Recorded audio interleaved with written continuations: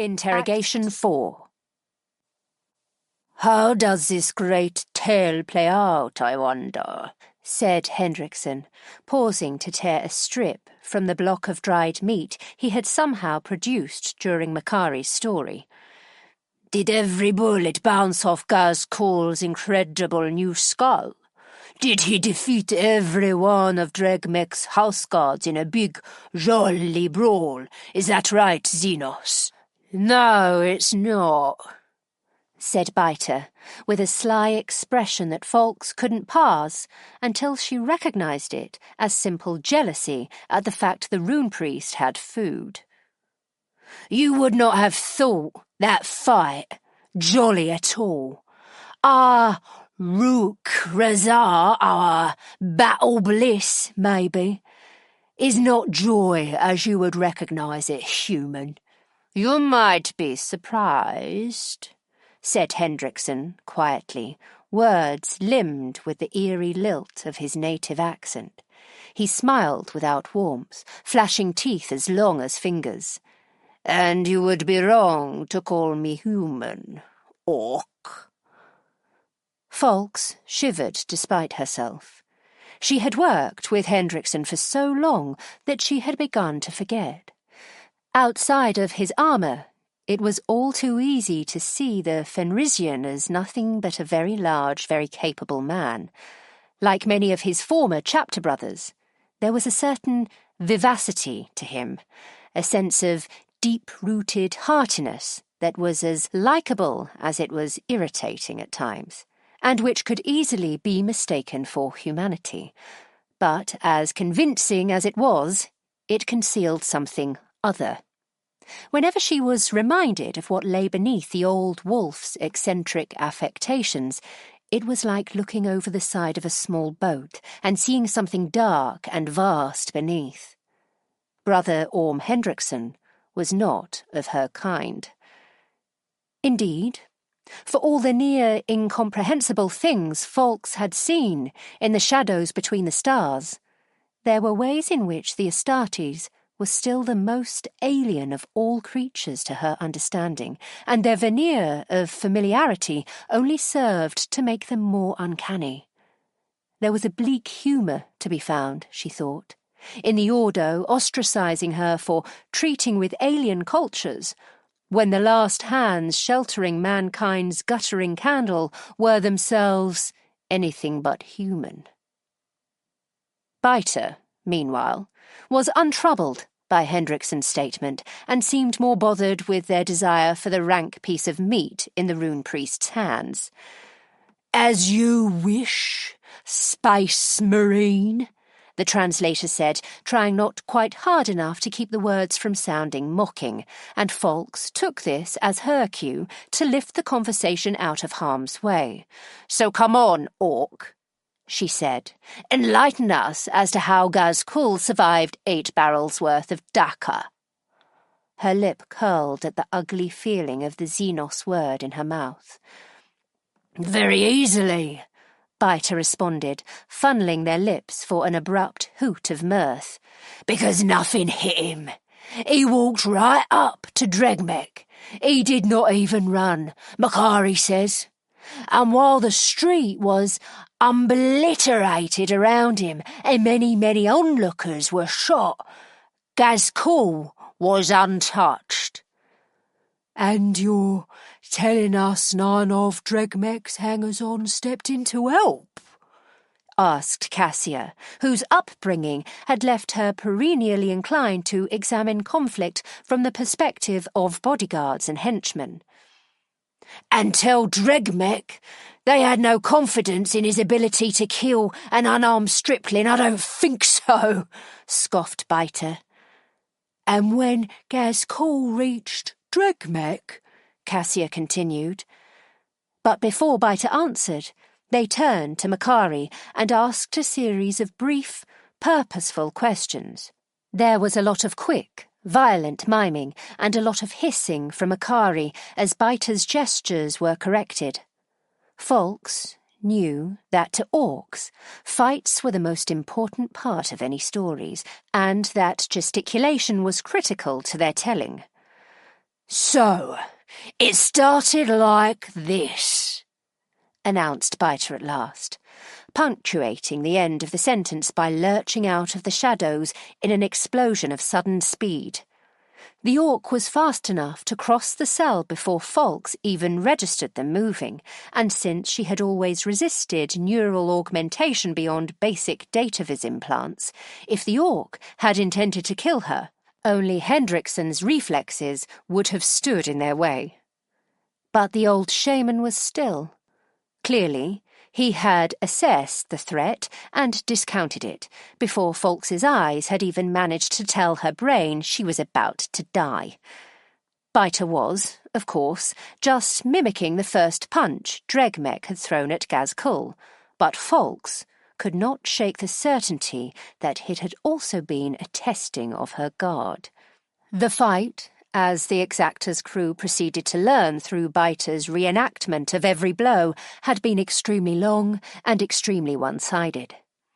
Gazkul had not gone untouched, but Dregmek's colossal armour had hindered him, and the speed imbalance had whittled his constant onslaught of blows down to a scattering of clips and scrapes. Gazkul, meanwhile, had been methodical, patiently waiting for opportunities to prize away armour and then going to work on the flesh beneath. The wounds, when they came, had been grievous. Orcs were so abominably durable, after all, that clean kills were precluded by anything but ordnance and heavy-caliber firearms, and in hand-to-hand combat they had to be dismantled piece by piece. It was a slow, grisly business, and the story of Gazkul's fight with Dregmek was a bleak case study in just how hard an orc could fight despite an increasing shortfall of anatomy. By the time the fight had turned into what could only honestly be described as a beating, Dregmek was barely recognisable. Eyeless, earless and fingerless, he could not even bite at Gazkul, given his jaw was hanging by a scrap of sinew. The remaining bulk of his extraordinary armour was nothing but a hindrance to the maimed warlord, and his assailant did not relent for a moment. If she had not understood Biter's words, though, she would have thought they were recounting a comedy. All their usual strange reserve had evaporated in the thrill of the telling, and they kept having to pause for fits of wild, huffing laughter, grinning at Fawkes all the while, as if she would suddenly get the joke. Makari was cackling too, but she noticed that while Biter tended to be most excited by punches being thrown, the Gretchen seemed to take more relish in their landing. They laughed and barked and roared, and the translator's mimed blows became fiercer and fiercer, pounding against bulkheads and bars with a speed and force that was chilling to watch. And of course, Dregmek's retinue standing in a circle around the mauling would have been overcome by the very same rapture. They had cheered for Gazkul, as Biter told it, and had even started walloping each other when they could no longer contain their excitement. It had not been disloyalty to Dregmek so much as loyalty to the greater cause of a good fight that had driven them. Orcs can't resist the appeal of an overdog. That's what Lord Inquisitor Cryptman had told her back when she had been his acolyte, and the concept had never made more sense than it did now. This was no time for pondering, though. Biter's racket had set the Brig's other monsters off by now, so the shadows clamoured with hoots, screeches and rattling bars. That brought a sudden jolt of anger as she felt her sovereignty over the ship was being tested. Fawkes suppressed the feeling out of habit, but after weighing up the situation, she decided it would be expedient to make her emotions known. So she drew her pistol and fired, permitting herself the smallest flicker of catharsis as the weapon bucked in her hand. "Enough!" she said, in the sudden quiet after the shot, and slid her weapon neatly back into its hip holster. Biter looked down at the hole that had appeared in his leg, and then back up at Folks. She could see several different potential responses wrestling to take hold of the orc's body, and she kept her hand on the weapon's grip, ready to draw again, but Biter, it seemed, was a true diplomat. "Good shot," they muttered, straightening themselves again, and Folks nodded. It had been. "So, Dregmek was finished," she concluded for the orc. "Could ha' endured all that damage easy," countered Biter, their Gothic rougher and more halting after their performance. "Gazcool couldn't. Let him know it was... What's the thing you say? Nothing personal. Had a job to do." Keeping their movements tighter now, and only partially because of the bullet wound, Biter mimed the final blows of the fight. They concluded by removing their embarrassment of a commissar's cap and cracking their neck with the flat of their palm to loosen it. "I'm guessing from your preparations," murmured Hendrickson joylessly, gesturing at Biter's hat, "that this great Holmgang, this noble jewel of heroes, finished with a headbutt." "A very powerful headbutt," Biter clarified, with what could have been called an air of dignity.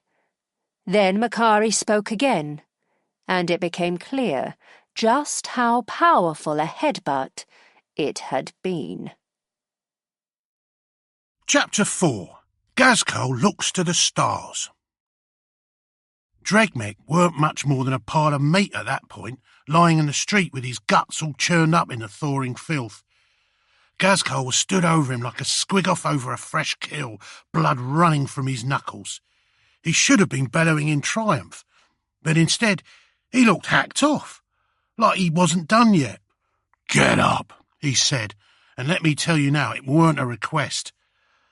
I don't know how Dregmek even had the blood left in his body to breathe at that point, but somehow he found the strength to stagger to a knee and then to his feet. The whole street had gone dead quiet now, so the only noise was Dregmek's breath coming gurgling and ragged from his wrecked face. The warlord's cronies had stopped cheering because the fight was done. It was something else now. A demonstration, maybe, or an execution.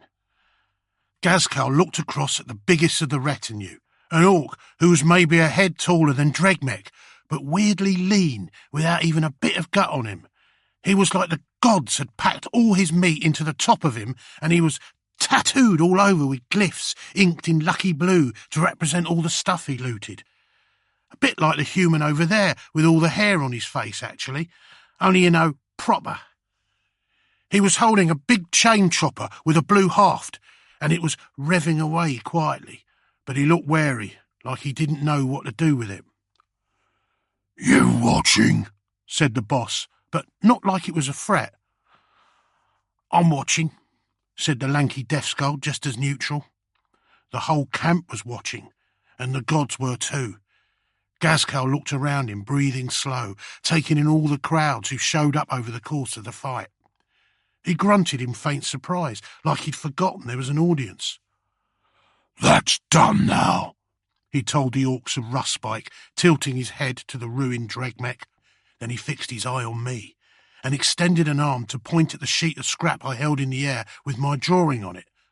So many orcs looked at me then that I nearly scarpered, just on instinct. But they was all looking at the banner, and it was like I was just part of the stick that held it up. "That," said the prophet of Gork and Mork, "that's the now forever." I guess you'd say future, though orcs don't have a word for that. Don't have a word for past either. They call it the eaten now.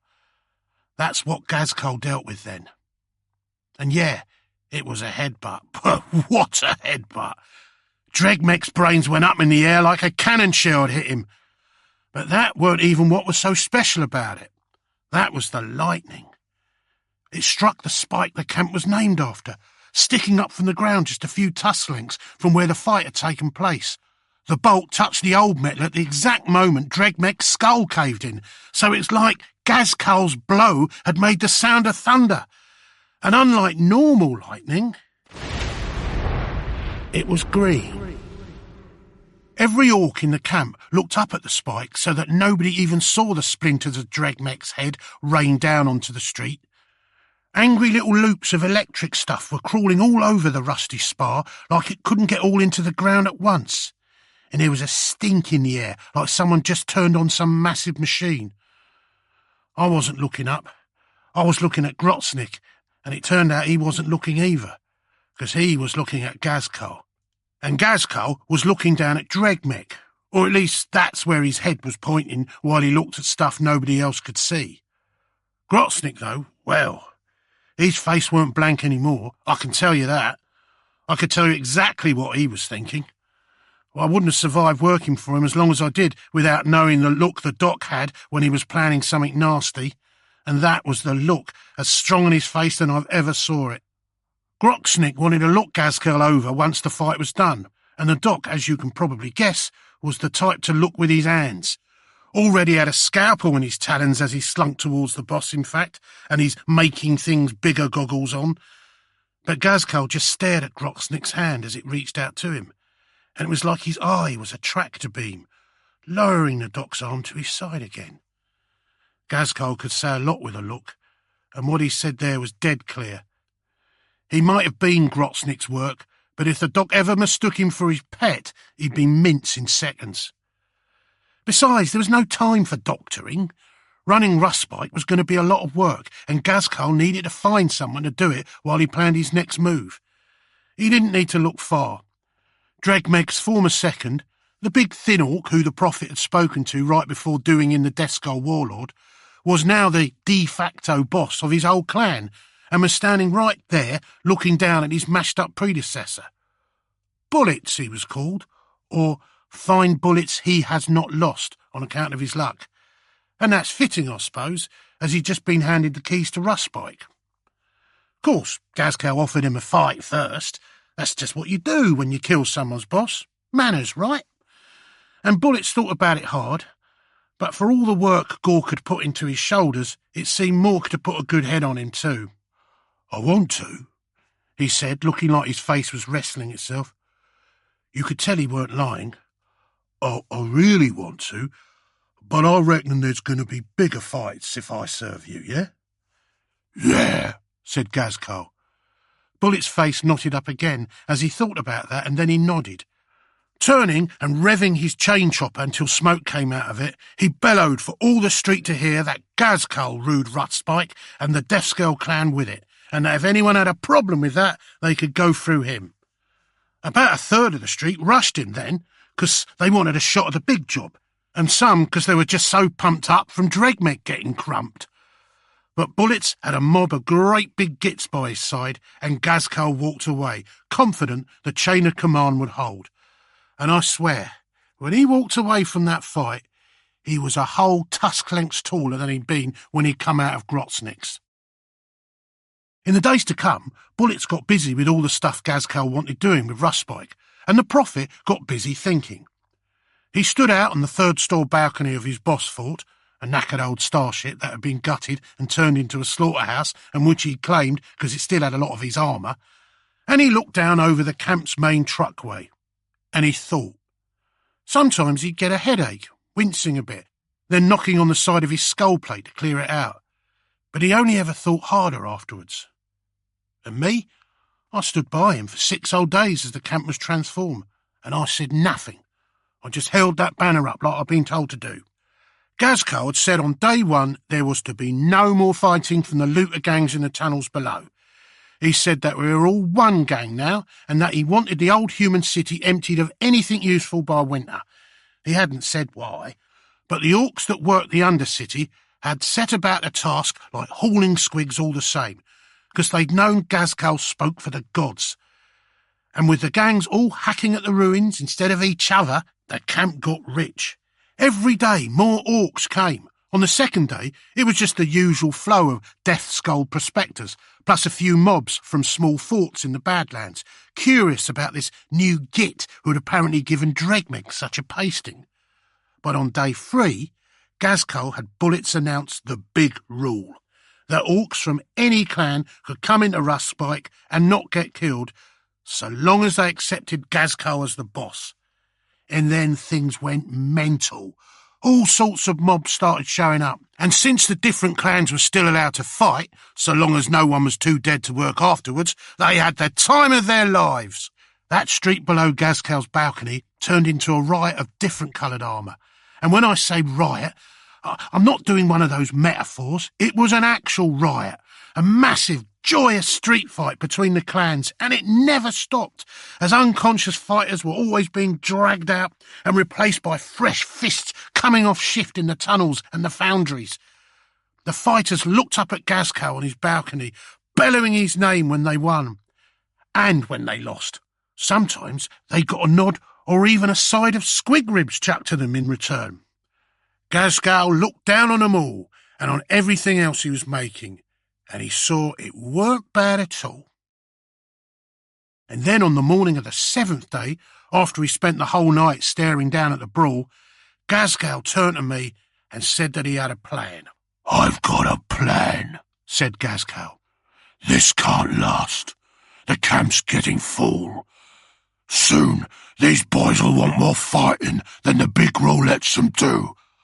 I have to make of Urk what I've made of this camp. Means the other warlords need to go."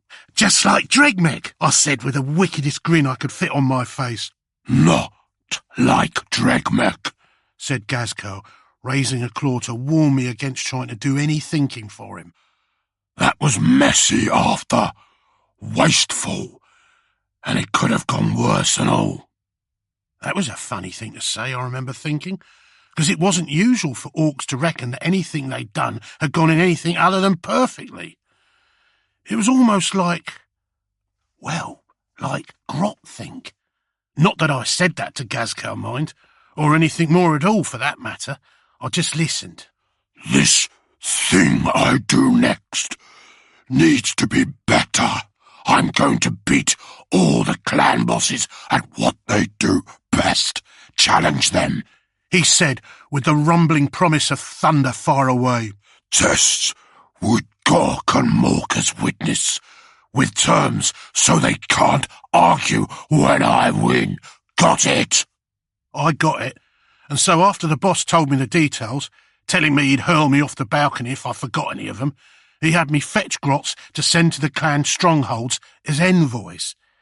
Messengers, diplomaciers, if you want, like the weird git talking to you now. The warlords killed the first lot that went out, of course, and the 3 sets after that too, because they'd not heard of messengers and they thought there was some kind of trick. But in the end, they all got the idea. All except Ugrak, the chief of Urk's Goths, who just sent back the grot's head. But even that was progress. Gazcole expected nothing less of him. And then the prophet of the Great Green left Rustspike. He told Bullets to look after the camp for a bit, then went to his balcony and bellowed down for all of the ever-spreading fight to hear. "I'm off for a bit," he said, "but I'll bring back a planet."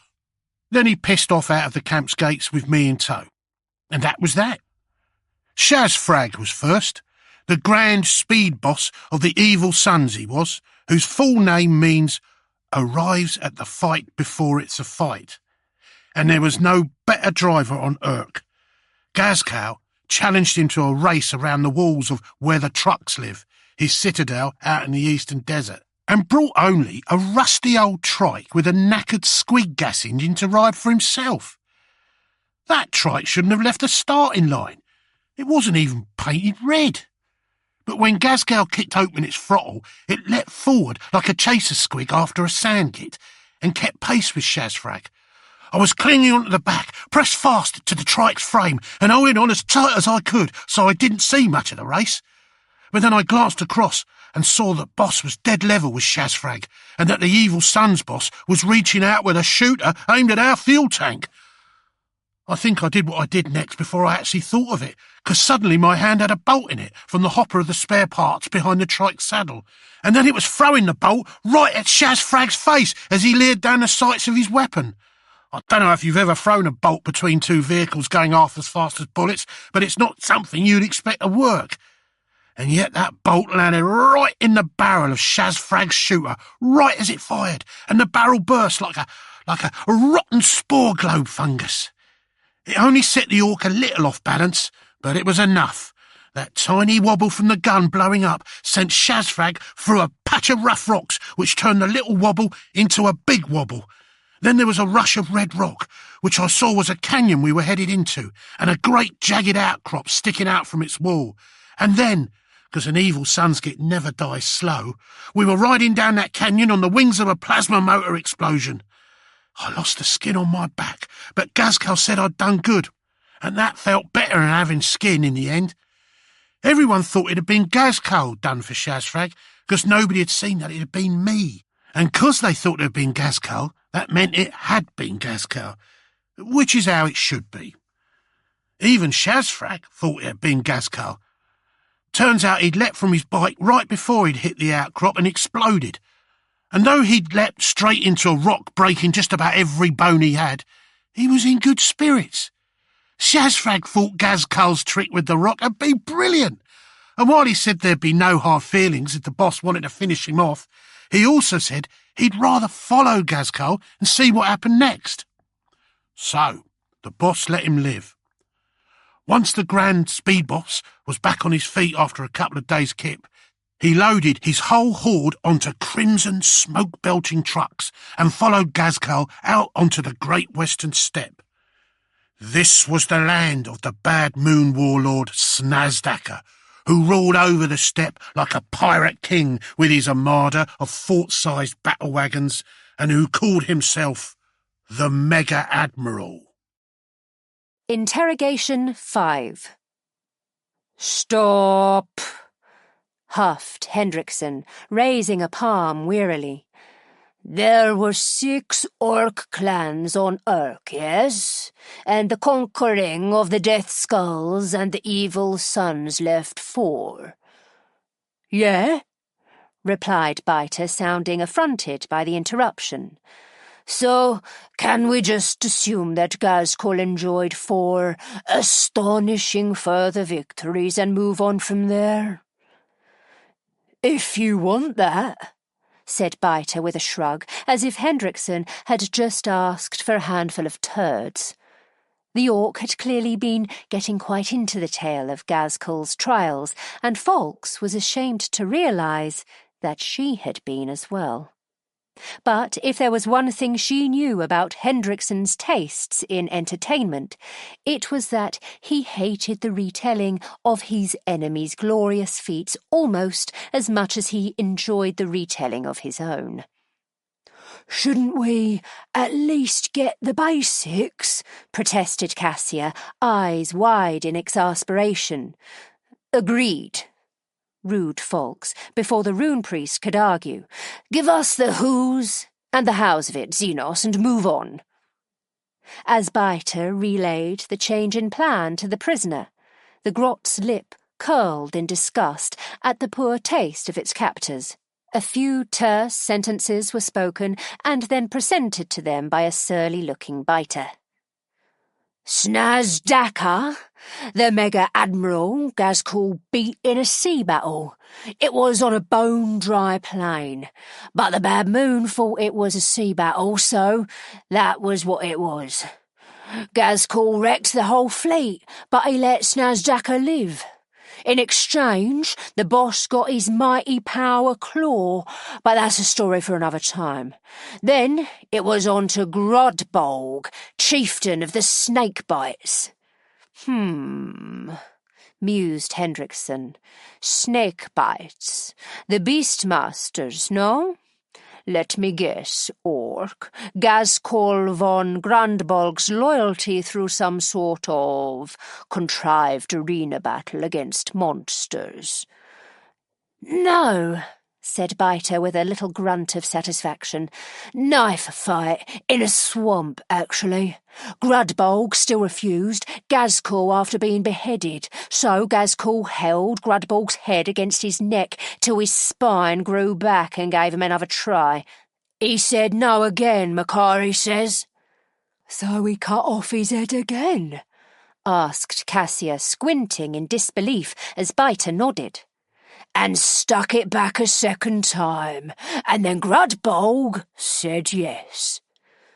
"What about Gazcool's old clan, the Goths?" asked Fawkes. "They were next, yeah," said the translator.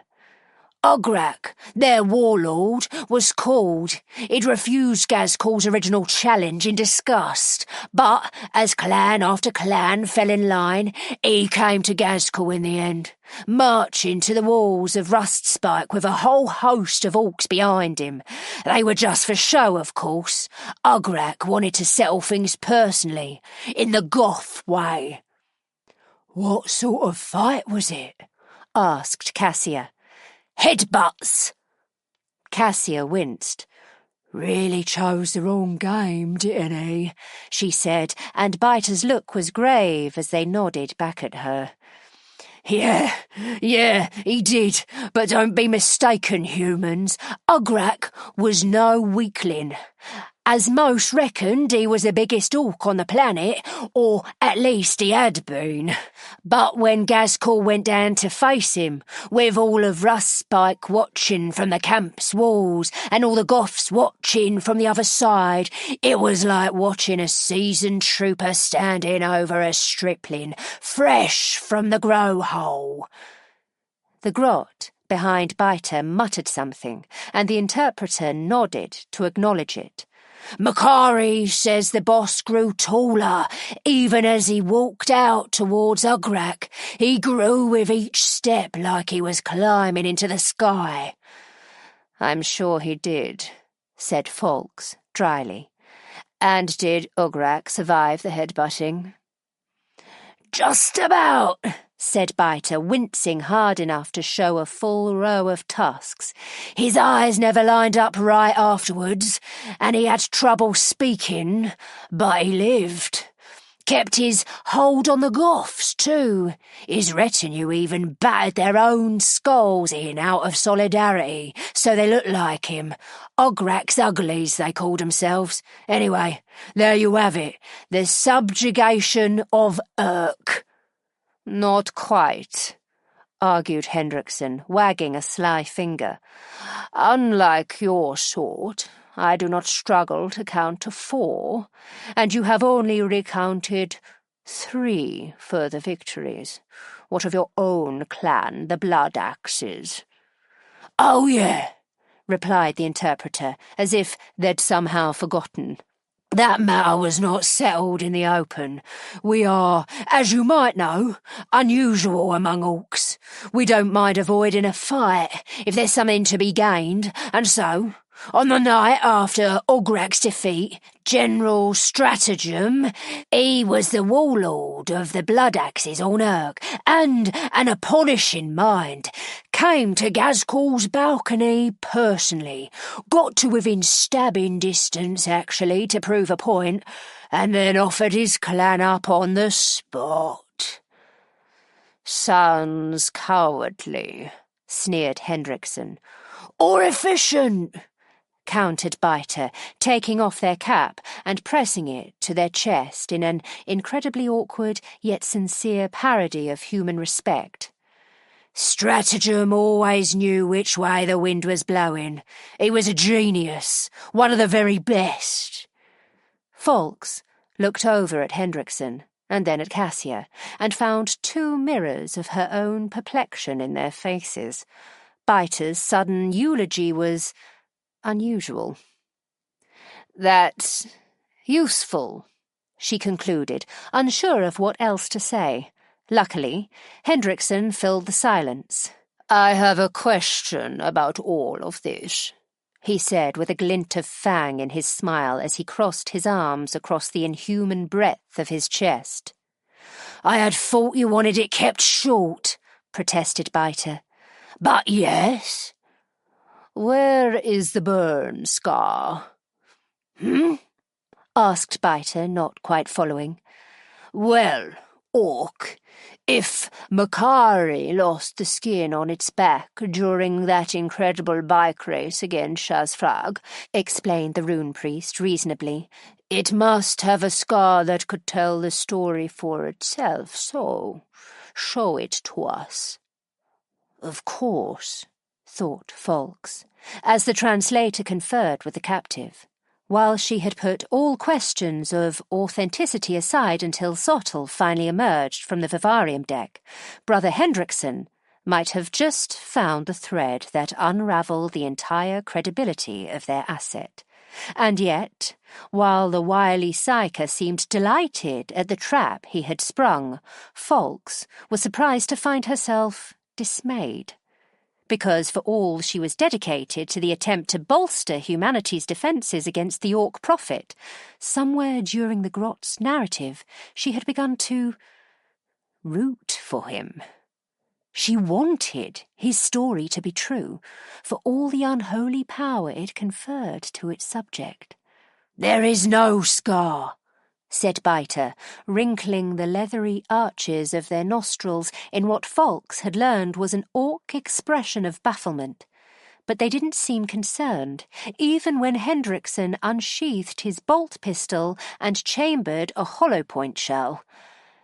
"Then this is not Makari, I'm afraid," said Hendrickson, gesturing at Gazcol's supposed banner-waver with the weapon, "and we have wasted our time." "But of course it's Makari," replied the Orc, as if the old wolf's reasoning made no sense. "What? Grotsnick had a special balm, did he?" asked Cassia, waving her hands mockingly. "Or was it Gazcol's magic?" "It was neither," said Biter. "But if you listen—" "Enough!" snarled Hendrickson, his brief satisfaction turning to anger now. "I have endured enough waste speak." He levelled the weapon, and Folks felt a bizarre flash of regret so strong that it opened her mouth and said "No," before she had time to back the statement up. For all she had done to chain down her impulses over the years, they still took the wheel sometimes, and when she least expected it. "No," she repeated, as Hendrickson shot her a hard look of warning followed by his words in her mind.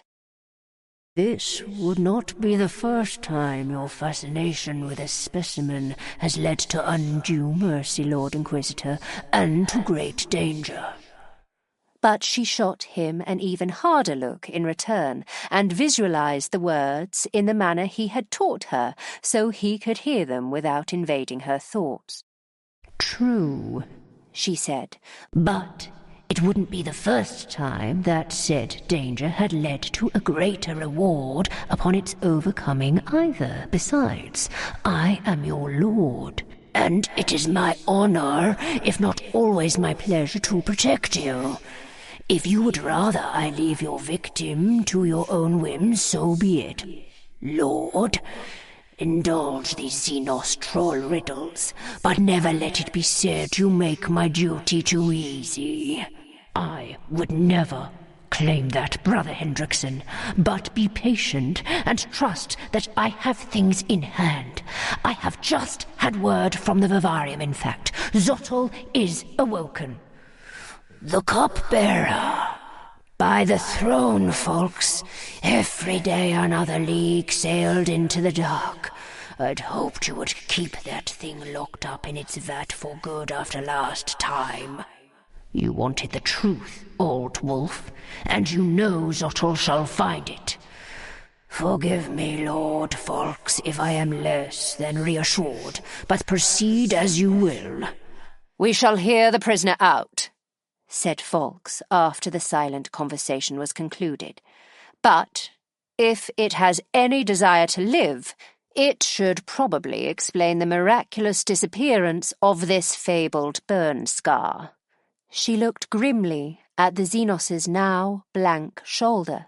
not to mention the intermittent appearances of Gazcal's supposed handprint in due course. And remember, added Hendrickson, there is a shell ready in this weapon for your prisoner should it fail to do so. And as for you, Orc, I will take pleasure in inflicting justice with nothing but my hands. I would very much like to kill you too, replied Biter, with the strange mistaken warmth of a returned compliment. But, alas, it will not be so, as Makari will soon explain. If we may continue? The beast turned its heavy head imploringly to Fawkes, and as Cassia let out a low huff of disbelief, she nodded for the translated account to continue. Even if it was all false, she thought, in a place where she was sure the wily old psyker could not overhear. Fawkes couldn't help it. She wanted to hear more. Chapter 5, Gazcal's Dilemma. Unifying Urk in itself weren't that impressive. Plenty of orcs had done it before. In fact, there were all sorts of chants about the warlords who called that mean little world their own at some point. But then any old bruiser can swallow a boar a squig whole. The real feat is keeping one down, or at least keeping it from making its own messy way out.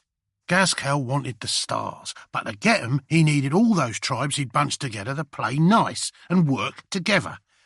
The idea he wanted to get in their heads was smecken und snicken nuck. It's a grot word, means hide now, stab 'em tomorrow. Like if you want something of someone else's, but you're going to get hurt nicking it, you hide and make weapons and that until you see a chance to hurt the other person and take the thing. The reason it's a grot word, though, is because it makes no sense to orcs, except maybe blood axes. Look at Bite's face of the face biter here. He hates your guts, but he knows if he's nice to you, he'll get richer and have more stuff to kill you with next time. Biter's weird, but most orcs ain't Biter. If an orc sees something he wants, he'll go at it till he's got it, or till he dies in the fight. And since what an orc wants is usually just a fight anyway, they can't see the point in waiting. So the prophet had his work cut out for him. For a while, he found other fights to distract him. There were outliers and rebels and orcs claiming to have invented their own rubbish clans. And then when they ran out, there was space. Urk had a meagre belt of orbital stuff, mostly old human space stations, but long since overrun by orcs, who lived their own strange lives up there for ages, unreachable from the surface. Until now.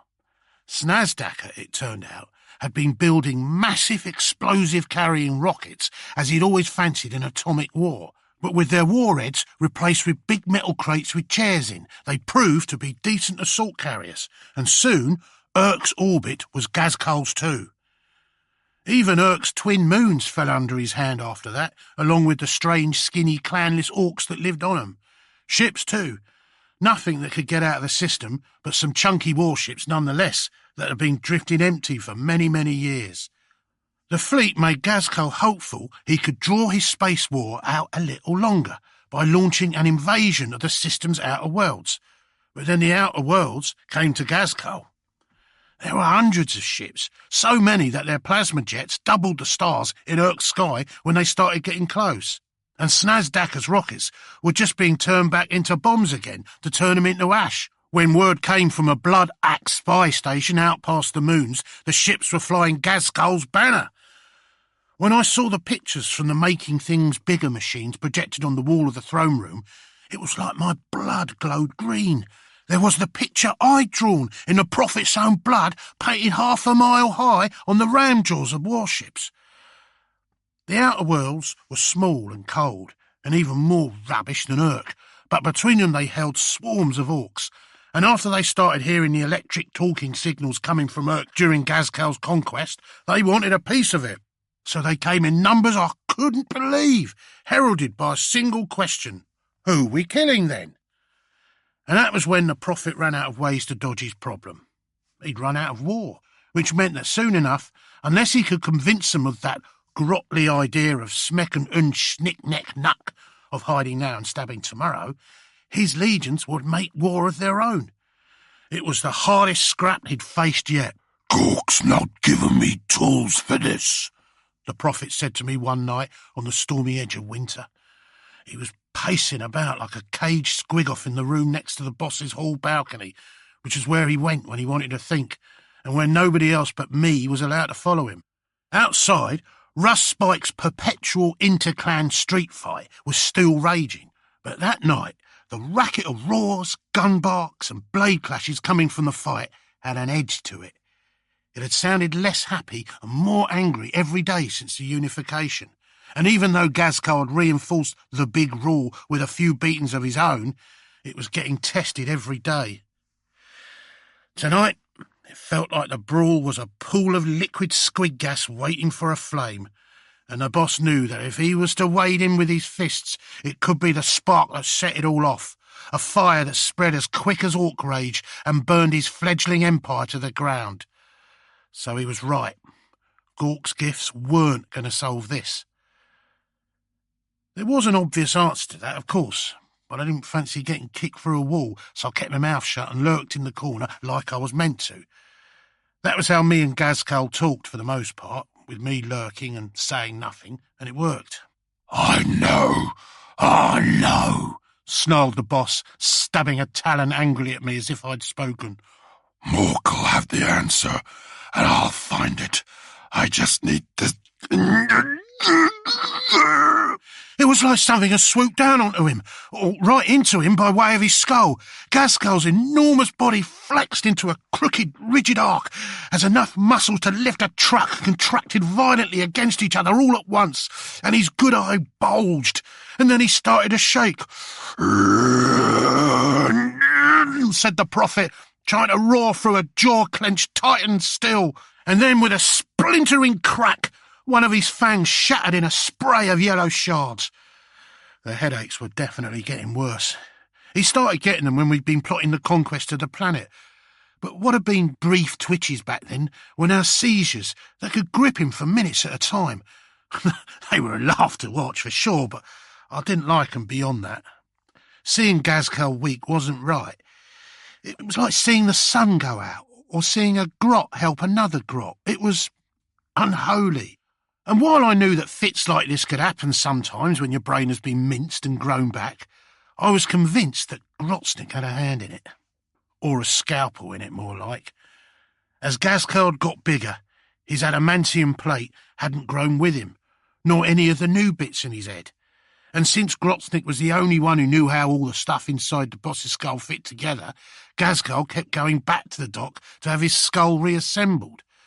Rich from his sudden fame, Grotsnick had abandoned his old tent and taken over the towering brew hut next to Gazcal's boss fort. He had a mob of minders at the door downstairs and dozens of grots to do his dirty jobs. But it was the same old Grotsnick. He could have had Gork himself under his knife, and he still wouldn't have cared for anything but his own nasty fancies. He did work keeping Gazcal's head together, I won't deny it. But I watched him close. I watched him sprinkle stinging gits on the prophet's exposed brain. I watched him poke bits of it with a dirty talon just to see which bits of the prophet twitched. I watched him leave a spanner inside the prophet's skull before sealing it closed again and laughing to himself after, which was fair, because it was a classic. But it weren't right. He watched me watching and all, and he didn't care. Why should he have cared, though? I might have been the boss's grot, but that just meant I could make the run to fetch the boss's morning squig livers without suffering worse than a light kicking. At the end of it all, I was still a grot, and if I'd told Gazcal not to trust Grotsnick, I'd have been stamped just as flat as any fungus tender who tried the same thing. So as Gazcal writhed and thrashed, it wasn't even as if I could say I told him so. All I could do was watch the show as he stared blindly through the ceiling and ground his tusk to splinters. At last it was done, though. Gazcal straightened up, cracked his neck with a sound like the suspension coming off a war bike, and vomited angrily for ages. And then he vomited some more before spitting out a chunk of bitten-off tongue and using his claw to lever out a stub of his broken tusk. "A beating of the mind," he said at last, through a shuddering breath. That's what I'll give 'em. He said it like he just had a quick think rather than a massive seizure. But that was the thing about Gaz Cole's headaches.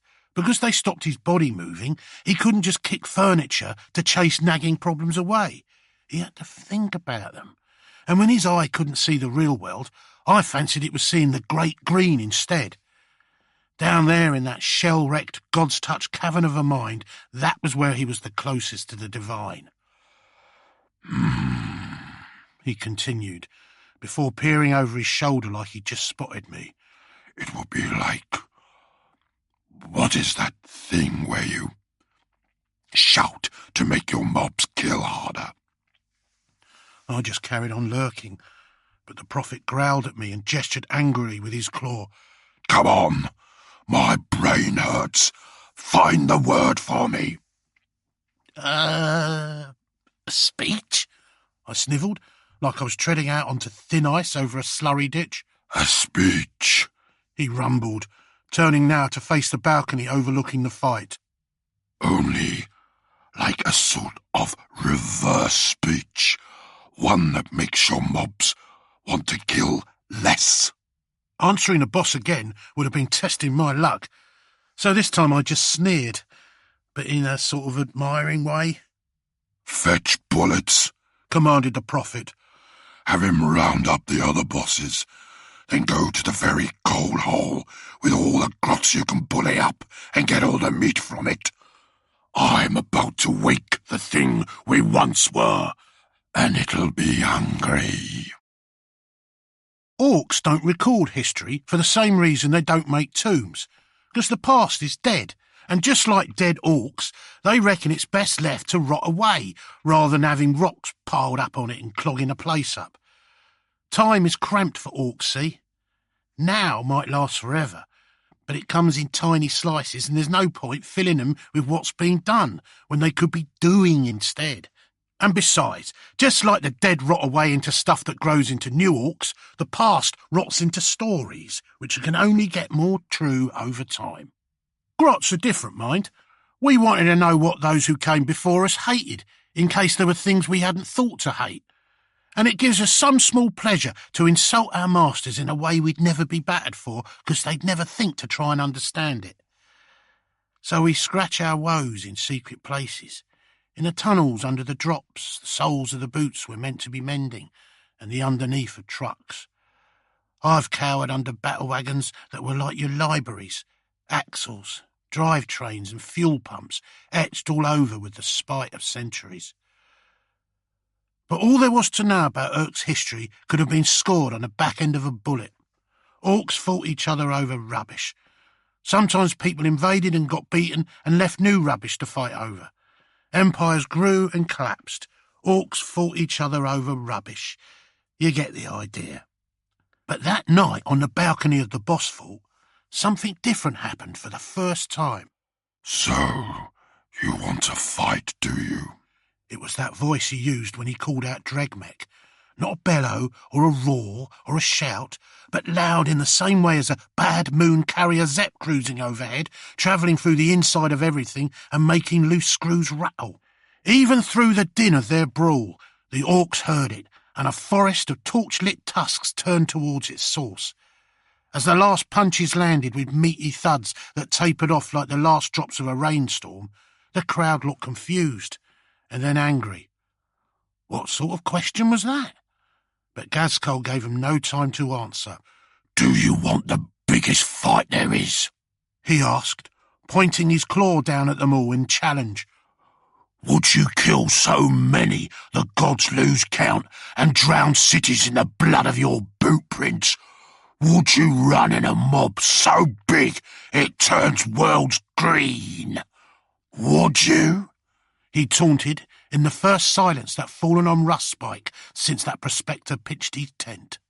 The answer was like an explosion, given half in howling and half in punches to neighbours.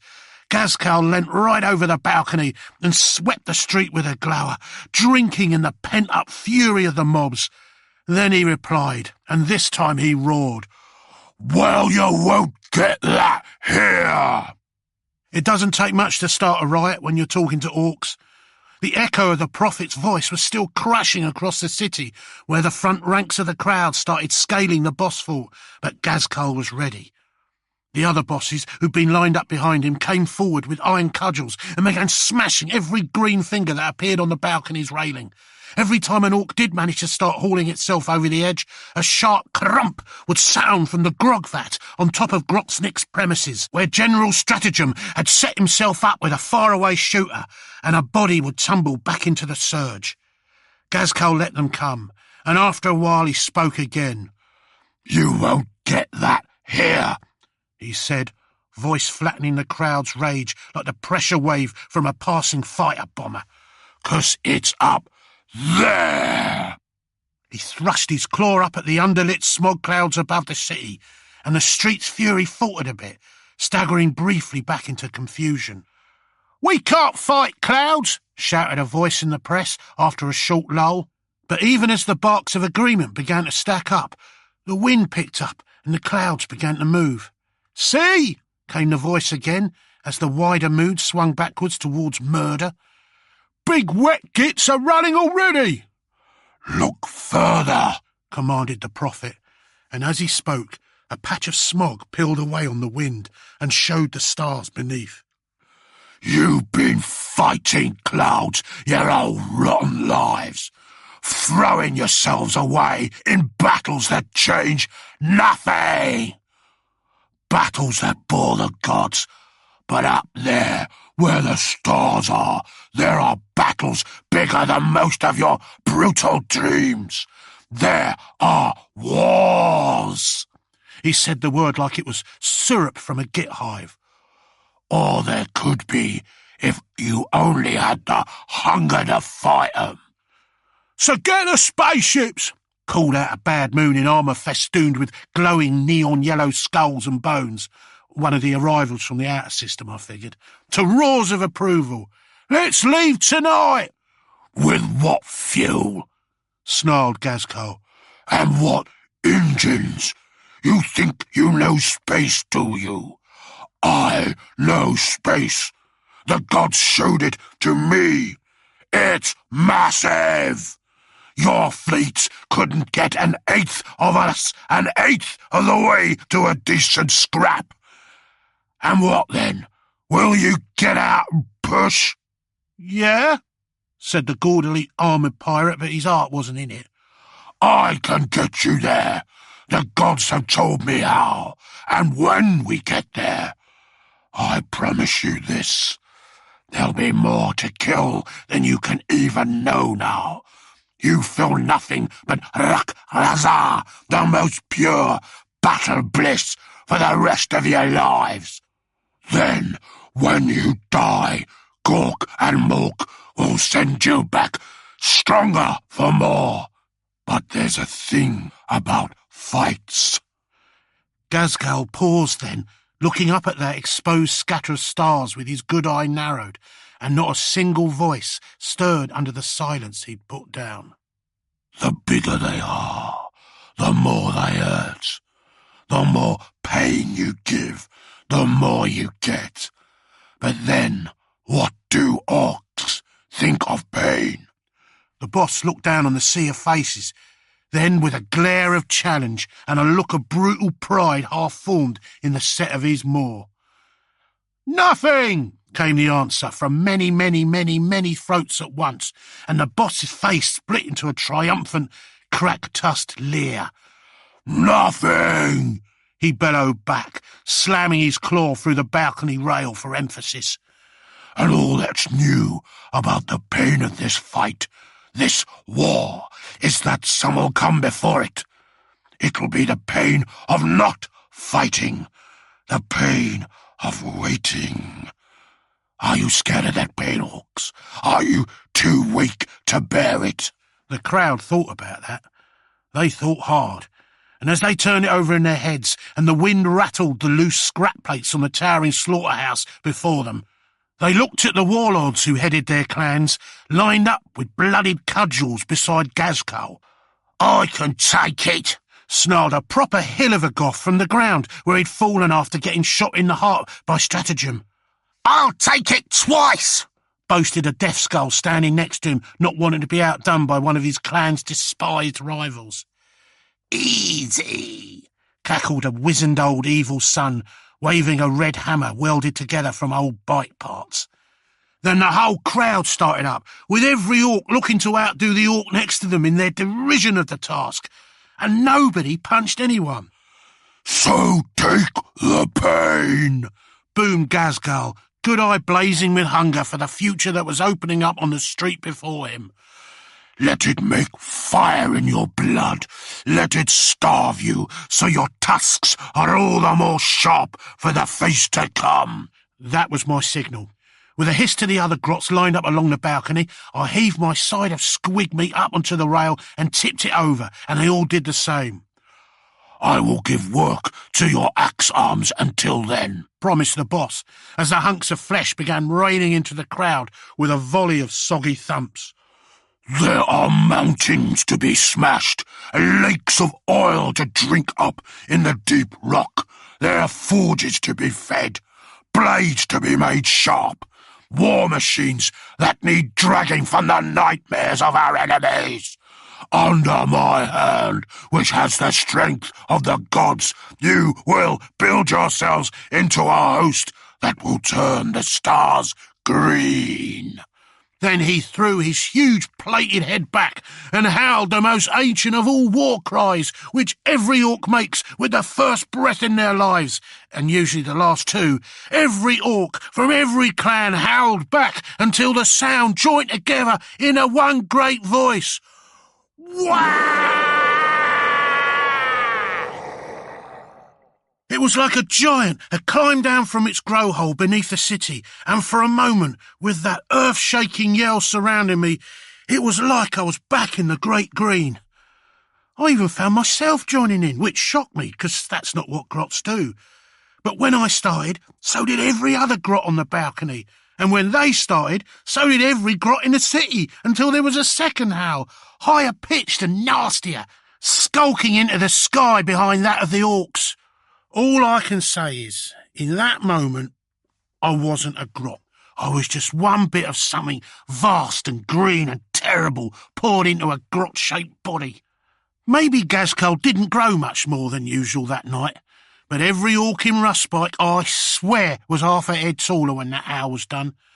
And when they were out of its grip, they saw that the clouds above had been whipped away altogether, like they really had been scared of getting beaten up, leaving nothing but stars behind the crackling green light of Urk's northern aurora. The aurora was a sign, of course, but not the one I or any other creature in Rustspike thought it was. While us grots grinned and cackled at this omen of victory, and the orcs barked triumphantly through mouthfuls of gifted meat, Gazgal just snarled and stalked back into his fort, because he knew the truth, that the green light wasn't just a symbol of the destiny waiting for him up in space. It was a warning from Gork and Mork, telling him not to waste any time in seizing it. The gods had got bored, you see, and now at last something had their attention again, and they were hungry for Gazcal to carry out their will. You remember what I said about orcs? That if one sees something he wants, he'll go at it till he's got it, or till he dies in a fight. Well, the orc gods are the same, only they get other things to do the dying. And in this case, it was Urk. Interrogation 6. As engrossed as she was in Makari's tale, Folks heard the quiet huff of Hendrickson's breath, the one which always preceded a furious interruption, just in time to shoot him an icy look across what she had, concerningly, began to think of as their side of the cell. "This grows more preposterous than a drunkard's tale before dawn," he thought at her. "Where is that rotten beast so dull?" "Being prepared for transit. Its current form is impractical, but it will come. Until then, we let them proceed." The old shaman deigned only to bare his teeth in reply, but he let Biter continue. She knew what Hendrickson's problem would be, of course, the complete lack of explanation for Makari's missing burn scar, despite the assurances of an imminent explanation. Admittedly, she was a little surprised herself it had not come up yet, considering the grot was ostensibly speaking for its life. But she was far less bothered about the fact than her Death Watch companion. If she was completely honest with herself, in fact, Fawkes was increasingly unsure how much the issue of Makari's authenticity mattered to her at all. Hendrickson dealt in absolutes. He was Astartes, after all, more than human, and Fenrisian to boot. In his world, it was great, decisive confrontations between mighty heroes that shaped the fate of the galaxy, and little else mattered. If Makari was not the genuine article, therefore, then it was less than worthless to the rune priest. Even if it was the genuine article, its entire account would hold little value to Hendrickson if it did not provide some game-changing nugget of strategic information, some vital, pulsating point of data that could be used to set up some dramatic, pivotal confrontation. But Fawkes was human, and so was her understanding of the Imperium's struggle for survival. Their miserable, never-ending war was doubtless punctuated by the actions of heroes, and yes, it was true that such deeds could save whole worlds. But what worth was the saving of a world? In the immensity of the galaxy's strife, even the greatest application of individual prowess could only amount to a tiny peak, barely protruding from a sluggish ocean of attrition. Behind the tiny, gleaming spear point of the Adeptus Astartes, the human war machine was a thing of pure mass. Its quality was defined almost entirely by quantity. Its most infinitesimal changes of fortune were measured in millions of lives, sometimes lives saved, but more usually lives lost. Because, in the glacial madness of its collapse, the Imperium had willingly blinded itself to any understanding of its foes. Even her own order, the order dedicated to defense against non-human threats at the very highest level, she reminded herself bitterly, had made a taboo of anything beyond the most basic comprehension of adversaries. They thought hate would be enough to keep them safe. "You implied Urk was dying," said Fawkes abruptly, in the middle of a story about a teleporter accident that had fused an orc with an entire pack of snotlings. "Its star was dying," corrected Biter smugly. "But, according to Makari, nobody but Gaz Act2 realised this. Most orcs just thought it was a really long winter until it entered its second year." Unbeknownst to the translator, Fawkes knew all about Urk's star. She had sub-vocalized for the ship's archivist to access all information held on the world once called Eurocleus at the start of the interrogation for the sake of fact-checking. As Gaz Act2 had risen to power, the star had been at the very terminus of its decline, burned down to a dense, radioactive cinder of heavy metals. The green aurora Makari had described had been its death rattle, a brief, final cough of radiation before the core winked out entirely and exploded in a catastrophic nova. It had been the handiwork of brute physics, not any so-called gods, and there was certainly no way Gaz Act2 could have been aware of what was coming. And yet, as was frequently and maddeningly the case with orcs of a certain prominence, he had acted exactly as if he had been aware. Have Makari tell us of the final days on Urk, and how Gaz Act2 filled his time, and then Folks added, as Hendrickson threw out his arms like he was protesting an unfair ruling on a wrestling bout. You will remind it to explain the matter of the missing burn scars. Chapter 6. Gaz loses something. Gaz piece held, but the mood didn't.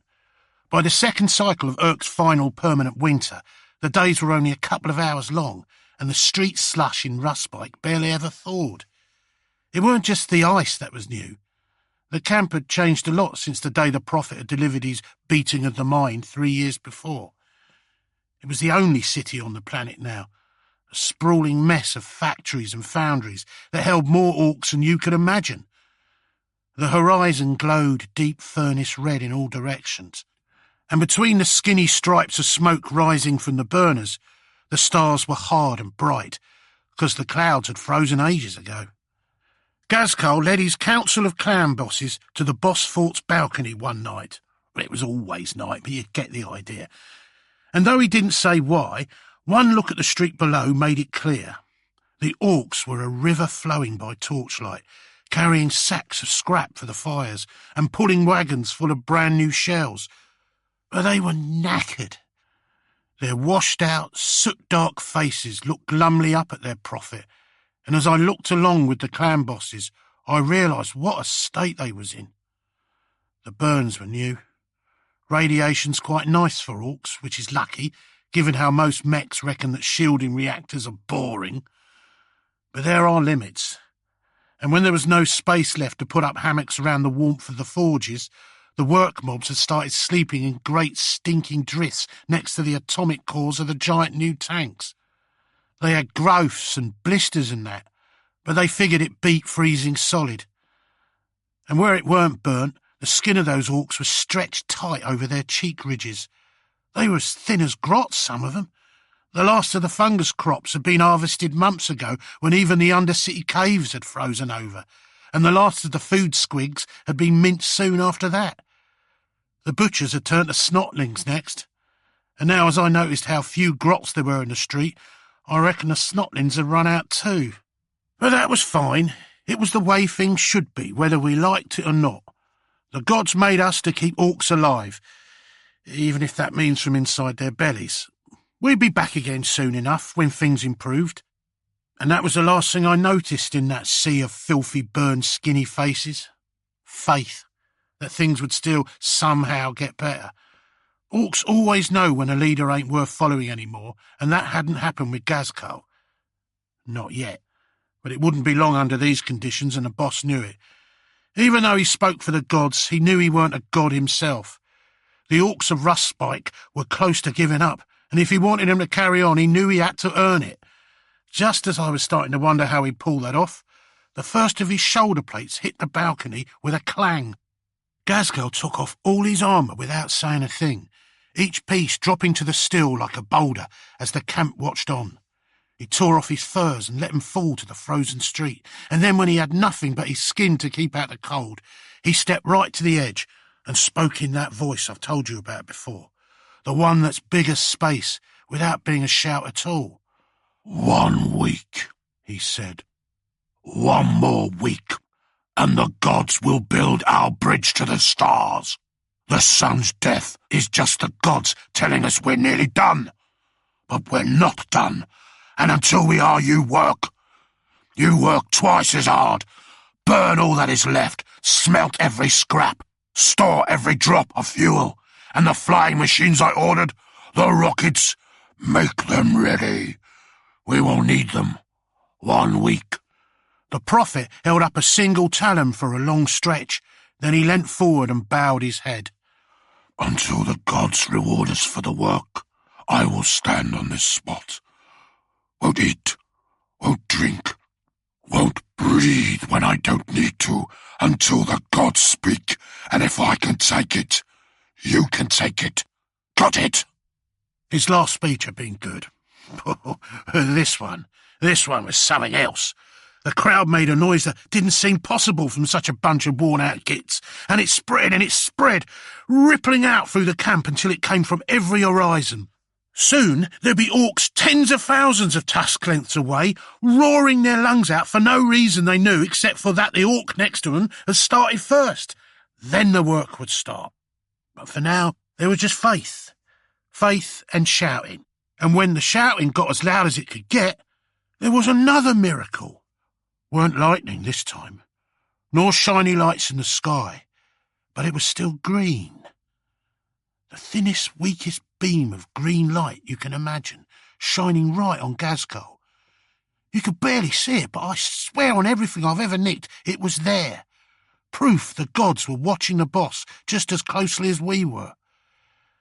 Gazco didn't move, even when the cheering died off, and the orcs threw themselves back into work with new, impossible energy. After a while, the clan bosses started looking at each other awkwardly. They weren't sure what to do. Bullets even looked down at me, and he got as far as opening his gob to ask, before realising that it'd be a shameful thing and grunting in irritation at himself. He did good, but he still needed answers for the council, so he took an uncertain step towards the boss. "You all heard me," said Gazco in a dangerous voice before the Death Skull's boot even hit the floor. "There's work to do. Means you lot too. So sod off. Be useful."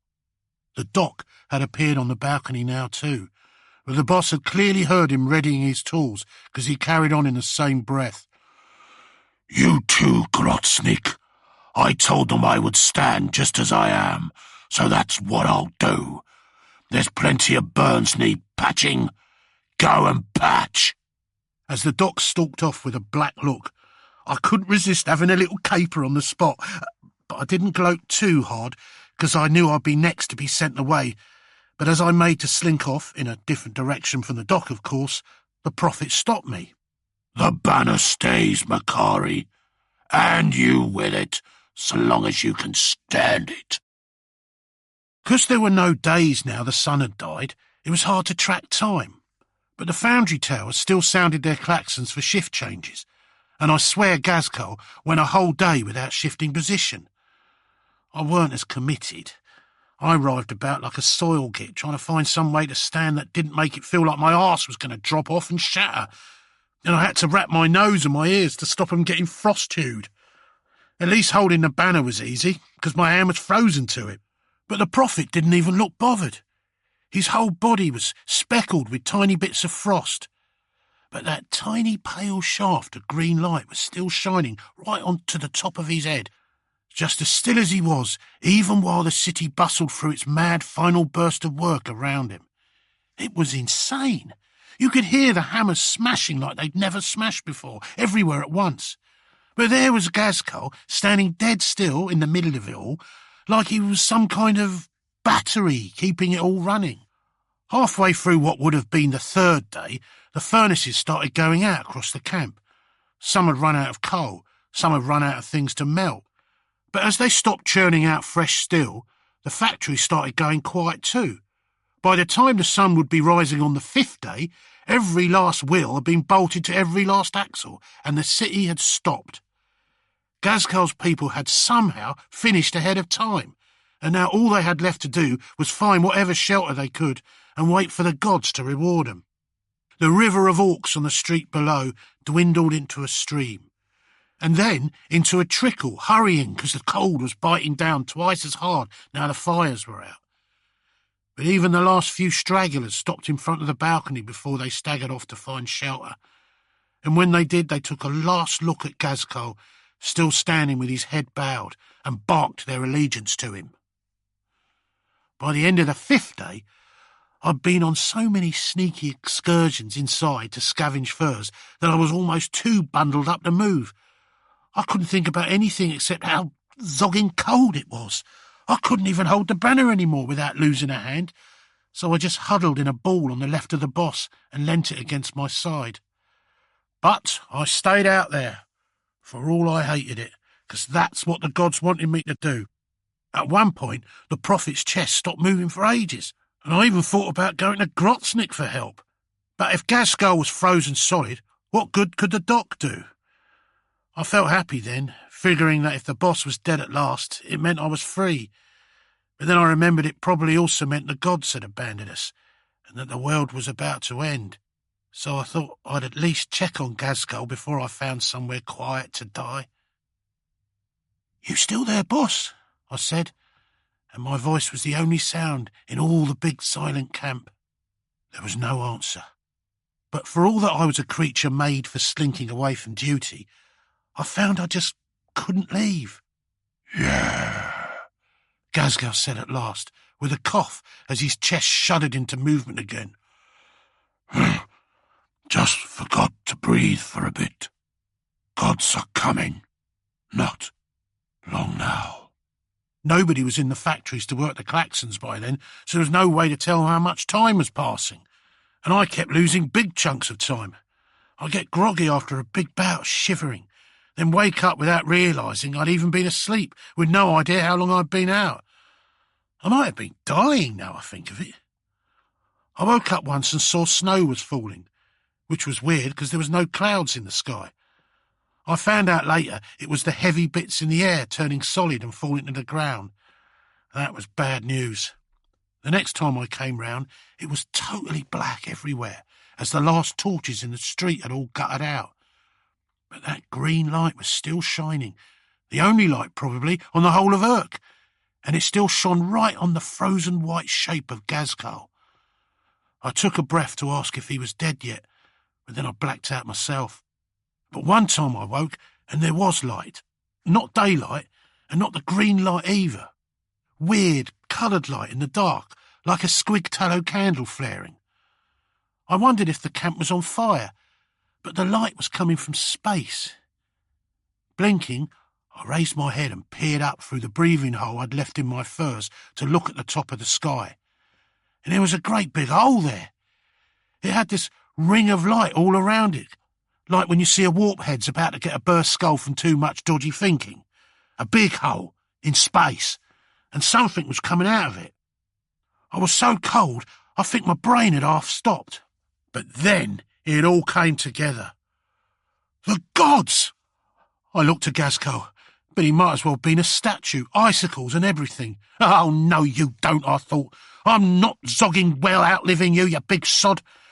And I will never know where I found this energy, but before I knew it, I was on my feet, tingling with proper anger at the idea that a prophet could have died right on the brink of leading us all to glory. "Boss," I croaked, "boss!" But he didn't budge, even after loads of tries. So I poked him with the banner. Said Gazgul very, very quietly, like he was waking from some dream that was realer than the world. "The gods are here," I said, as the light fell bright and strange over the drifts of air snow that covered the camp. The ice on the prophet's body cracked, and then it started to fall away in thin sheets. Beneath it, his skin steamed like he was being born all over again, and muscles were twitching for the first time in days. With a crack like a cannon barrel breaking after a botched shot, that mountain of a body straightened out at last, and Gazgul shook his head to clear the worst of the frost. Then he squinted up at the weird, quiet dawn and nodded slowly, like he knew what he was looking at. I didn't mind, but when the thing was almost all the way out of the hole, it was obvious. It was a massive, massive spaceship. Loads of spaceships, in fact, but all smashed together at weird angles, so still a sort of spaceship. Whatever it was big enough to hold every orc on the planet, and then some, plus every gun, bullet, tank, bike and dread they spent the last 3 years building. Gazgul had delivered on his promise, and so had the gods. "I told you, gits," bellowed the prophet across the crispy silence of the camp in a voice loud enough to shake the snow off roofs across the street. He'd never been louder, but he weren't angry. He was the opposite. In fact, even though I'd seen him feel a lot of things over the years, I think that was the only time I ever saw Gazgul feel pure triumph, at least without a load of frustration running under it over how he should have triumphed harder. "I told you," he roared again, voice raw with exhilaration. "Now stop hiding like a bunch of grots and get your boots on. It's time for war."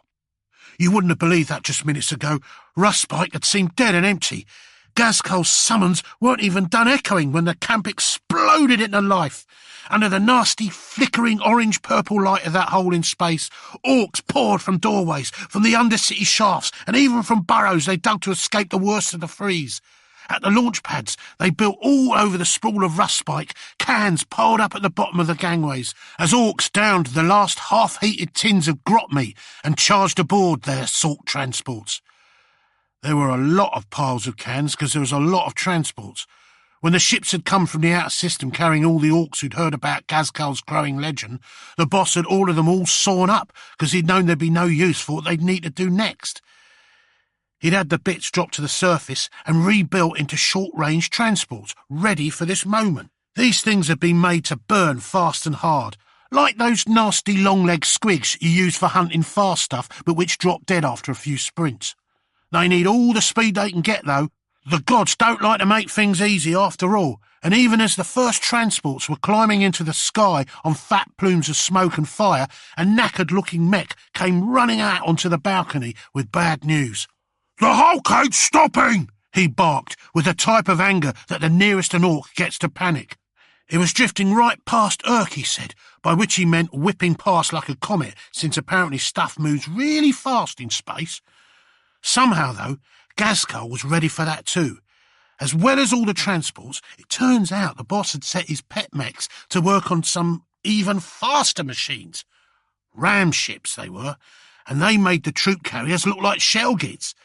Before any of the transports had even climbed higher than the top of the spike, they came screaming out of their silos on fusion drives so fierce they would have mashed a normal pilot and pissed off into space. And their pilots weren't even mashed, because the ramship pilots were brains. Shazfrag's best-worst racers, they were.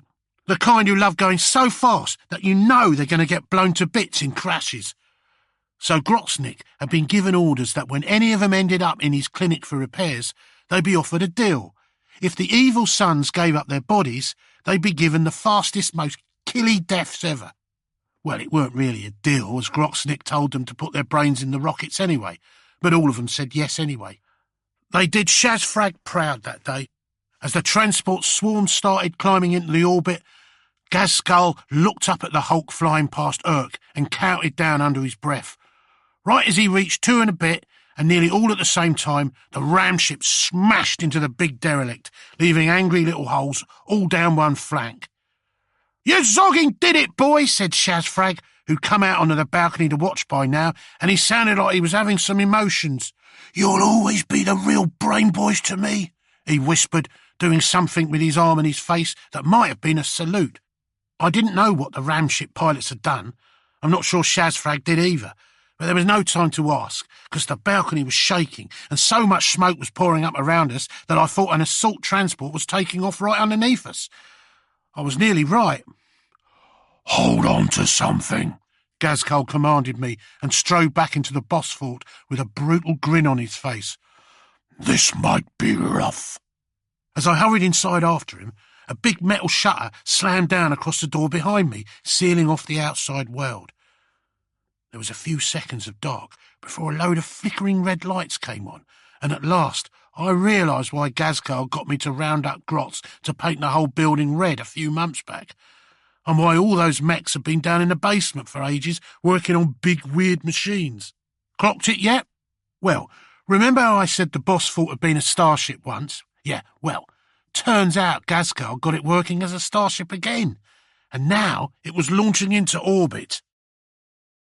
It was a short, scary trip. Well, scary don't do it justice, really. I spent it face down, clinging to a pipe to stop them sliding across the boss hall and pretending I was in a nice, safe hole. I did look up in the end, as Gazcole had his mech show us the view from outside on a big screen, and I found out what the ramships had been about after all. They were anchors.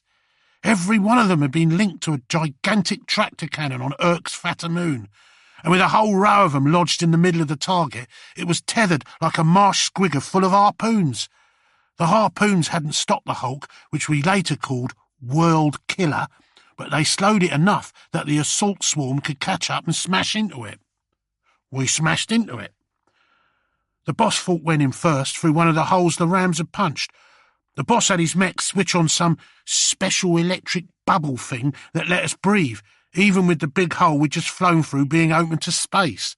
Then the balcony shutters came down, and out we rushed, the boss and me, as well as the 6 clan bosses of the council, all their hardest orcs and Grotznik.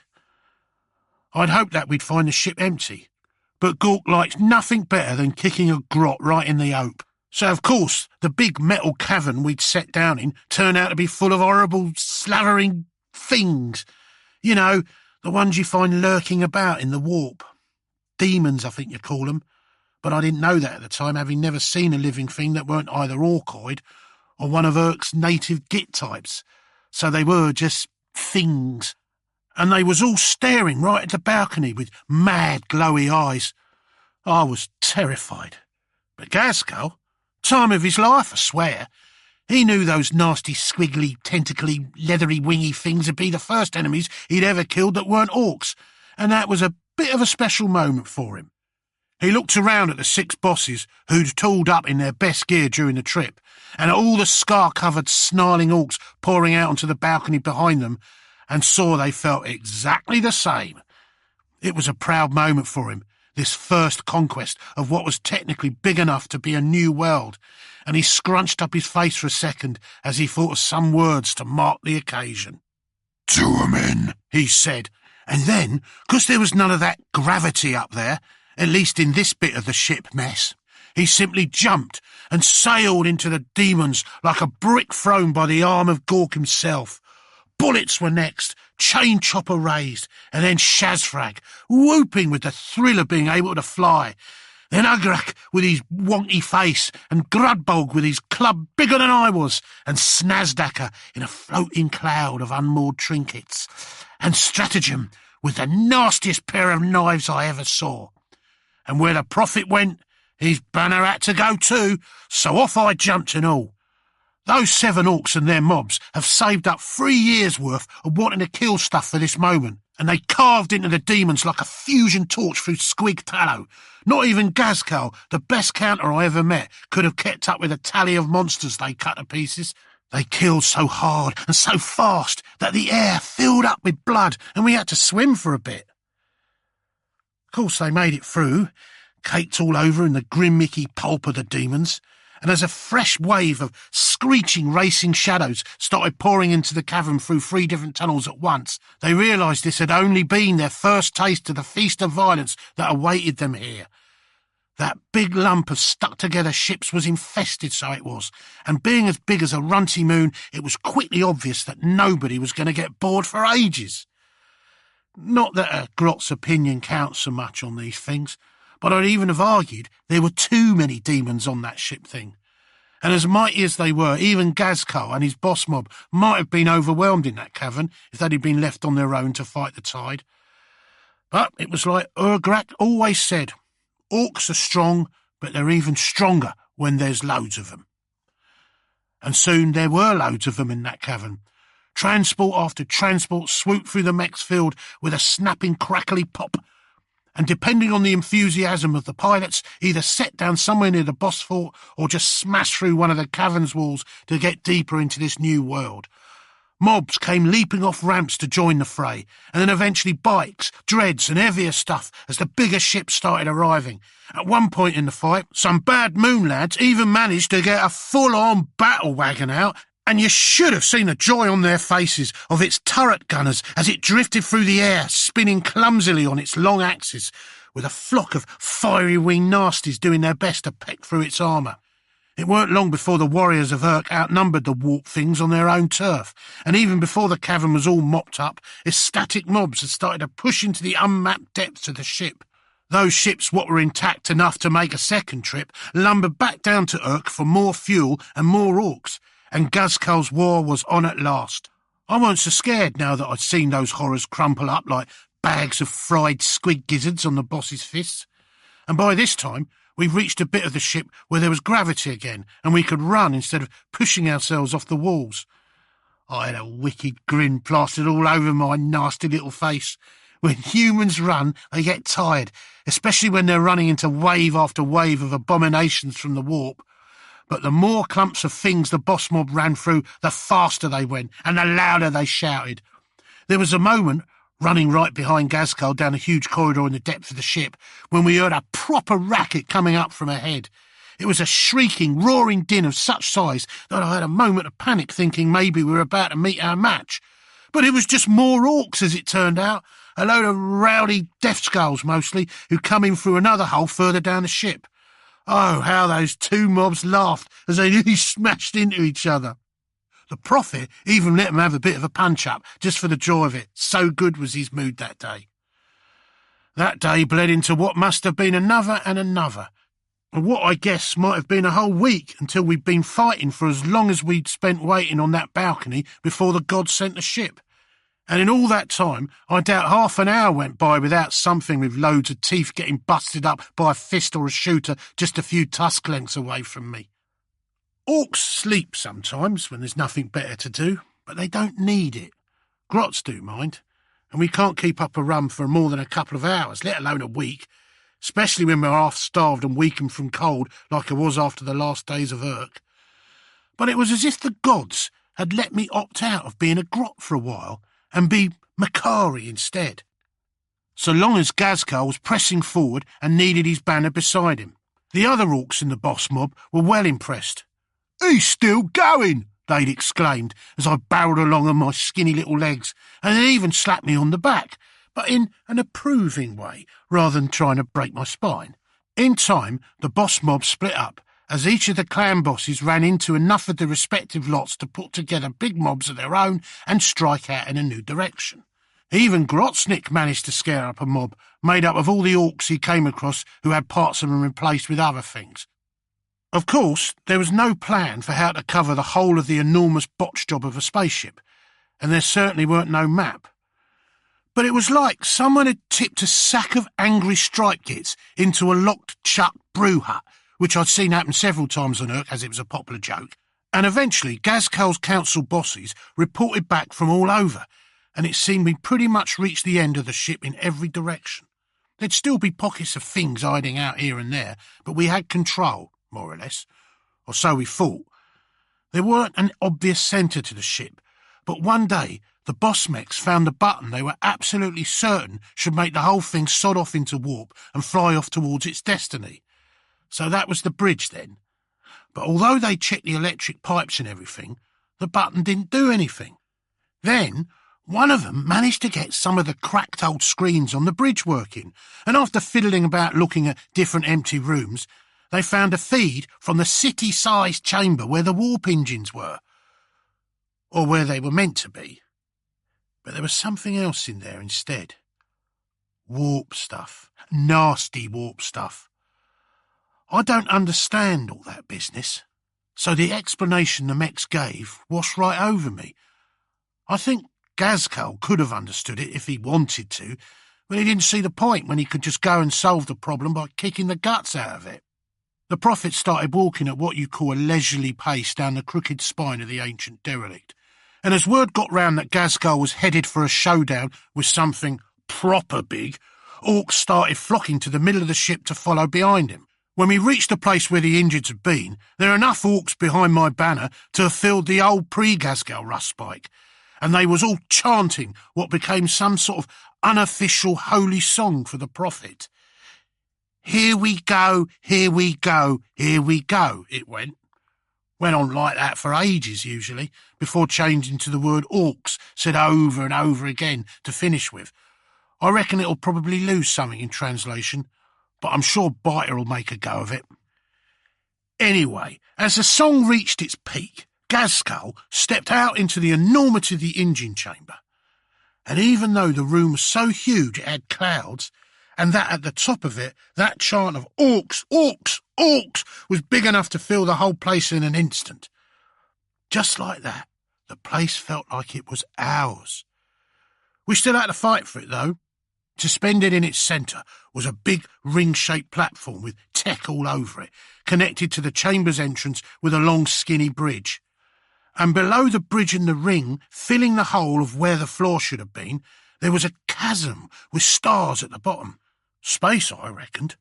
But since we could breathe and all, there must have been some sort of force field on the way down, and in the middle of the ring was the problem. It was, as far as I could tell, a great big hole punched in reality, and it glowed with the same sickly orangey purpley light that the ship itself had emerged through in the sky over Urk.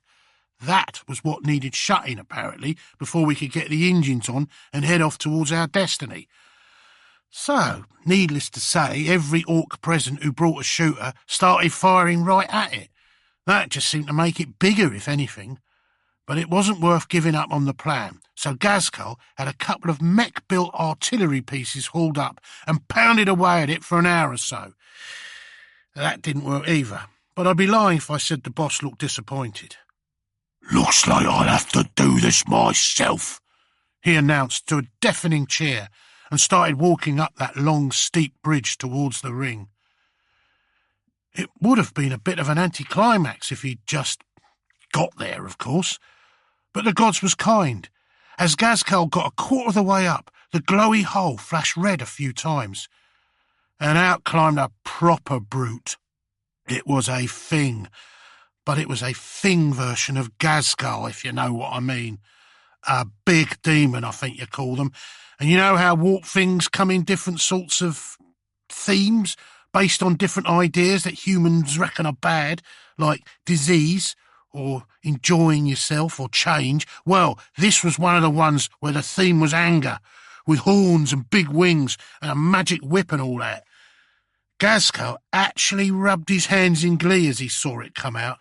I have to say I was less excited, but it wasn't like he'd given me the day off of banner waving, so I put one knobbly foot in front of the other and carried on following behind him. "Nah," said Gazcol, though, after I made it about 15 steps and held out his hand in front of me like a wall. "It'll wreck you. It's all right. Wave the banner from here."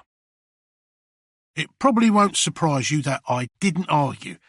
I stayed at the foot of the bridge, at the very front of that massive crowd of orcs, and none of them so much as jostled me for a better view, because I had the banner. Gazcol couldn't keep the swagger out of his step. He was that excited. He'd been happy enough to fight the hordes of nasties in that cavern when we landed, but this, at last, was a real challenge. The big angry demon was bigger than Dregmek and Ugarak stacked together, and I thought it might actually have been bigger than him, or at least taller. But best of all, it was something mega to kill that wasn't an orc. Personally, I wasn't fully confident. I mean, I didn't doubt Gazcol as such, but then the grot in me had a gawk-smacked good instinct for when to run from a fight, and its scarper sense was tingling hard now. This scrap looked like it was going to go down the same way as Gazcal's fight with Dregmek, but in reverse. That big demon was taller than Gazcol, like I said, and it might have been lighter, but it was all lean, ropey muscle and long reach, plus that magic whip to boot. It looked like it was going to dismantle him at a distance, and it had the high ground and all. Sure enough, as he waded up towards it, the thing twisted about and weaved to and fro, striking down at Gazcol with that horrible purple lash to put him off balance. Would have put him off balance too if he tried to avoid it, but Gazcol was way too hard for that. He just let it hit him right in the chest, carving a big bit of his armour off, along with some of the meat beneath, and then in his left hand, where it sent his thumb spinning off into the dark below. But that had been the moment he was waiting for. The lash snagged for a moment on his wrist armour, and he grabbed it with his good hand before yanking it out of the thing's grasp and chucking it into space with a sneer. His hands were smoking from gripping it, and he was down a thumb, but they'd still work. And more than that, the boss had an army of orcs watching the fight who all knew for sure he'd win. "Lost your whip," said Gazcol, nodding down at the distant flicker of the falling weapon, and I think it was the nearest thing to a joke he'd ever made. The big thing did a big hissy roar and spread its claws wide, posturing basically. But Gazcol was having none of that. He just sprinted right at it, faster than you believe something that big could move, and uphill too. Everyone knows you can't go fast in armour. It's either one thing or the other, right? A trade-off. But Gazcol didn't do trade-offs. Some orcs are clever, and some are strong, he said to me when we met, and he was both.